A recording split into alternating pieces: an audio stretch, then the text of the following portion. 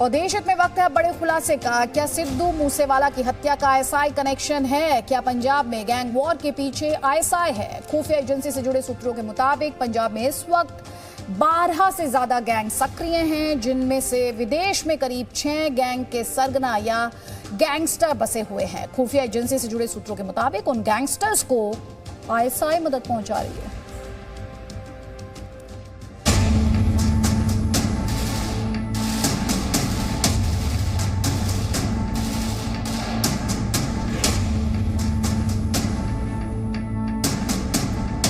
मूसेवाला की मौत का आईएसआई कनेक्शन।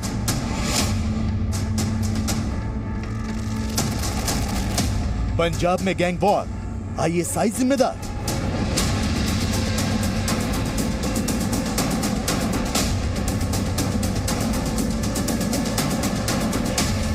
कश्मीर में फेल तो पंजाब पर टारगेट।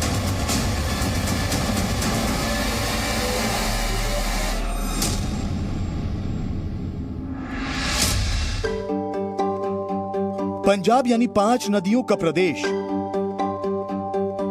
लहलहाते खेतों और मुस्कुराते चेहरों वाली धरती। हमारे जहन में पंजाब की यही पहचान दर्ज है। पंजाब है भी ऐसा ही, खुशहाल और खूबसूरत, जहां जिंदा दिली लोगों के मिजाज का हिस्सा है, ठीक मक्के की रोटी और सरसों के साग की तरह। लेकिन कोई है जो पंजाब की यह तस्वीर बदलना चाहता है। जिस धरती को सतलुज और व्यास और रावी की धाराएं सींचती हैं, उसे नौजवानों के खून से रंगना चाहता है।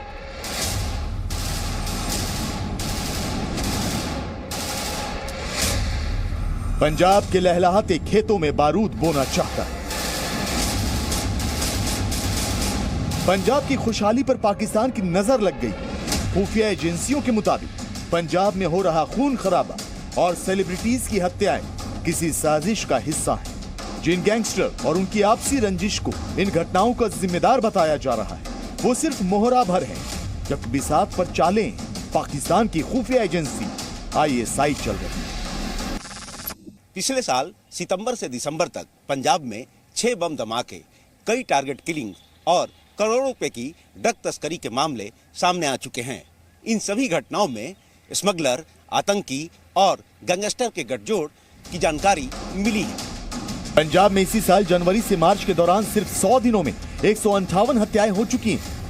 पंजाब पुलिस के मुताबिक उन्होंने अब तक 545 गैंगस्टर्स की पहचान की।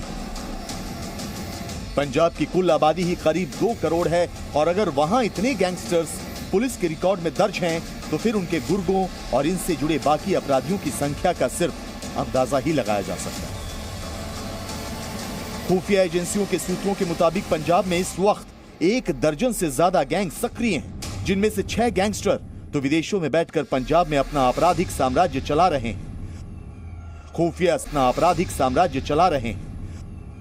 खुफिया सूत्रों के मुताबिक इन आतंकियों में 3 अमेरिका, जर्मनी और कनाडा में मौजूद हैं, जबकि 1 आतंकी बेल्जियम और 2 पाकिस्तान में बैठकर भारत के खिलाफ साजिश रच रहे हैं। और उनकी इस साजिश में मोहरा बन रहे हैं पंजाब के लोकल गैंगस्टर। ये अपराधी हथियारों और मुफ्त ड्रग्स के लालच में आईएसआई के आतंकी नेटवर्क का हिस्सा बनते जा रहे हैं।